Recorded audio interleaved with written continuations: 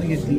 नेमकं काय आहे की महायुतीमधले काही नेते प्रचार करायला तयार नाहीत असं कारण आहे का वरूनच काही सांगितलं आहे? काही ठिकाणी असं उठवलं गेलं की महायुतीचे नाराज आहेत. असं कुठली नाराजी असेल काही कारण नव्हतं, कारण 81 जागा होत्या आणि आम्ही काही 81 लावणार नव्हतो. कुठल्याही कार्यकर्त्यावरच्या अन्याय करण्याची असं कुठली भावना आमची नव्हती.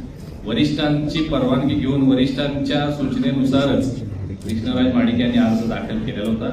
परंतु काल रात्री परवाची रात्री पार्लिमेंटरी कोर्टाचा निर्णय झाला आणि कुठल्याही आमदार संबंध महाराष्ट्रामध्ये तुम्ही माहिती घेऊ शकता, तुमचं नेटवर्क सगळीकडे आहे. भारतीय जनता पार्टीच्या आमदार खासदार आणि मंत्री महोदयांनी त्यांच्या कुटुंबातल्या कोणी निवडणूक लढवून असा एक निर्णय पक्षात झाला.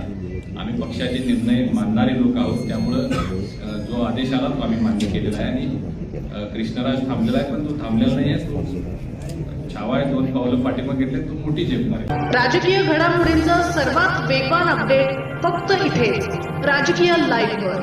आमच्या YouTube चॅनलला लाईक, शेअर, सबस्क्राईब करा आणि रहा राजकारणाच्या रणभूमीवरील थेट नजरेत.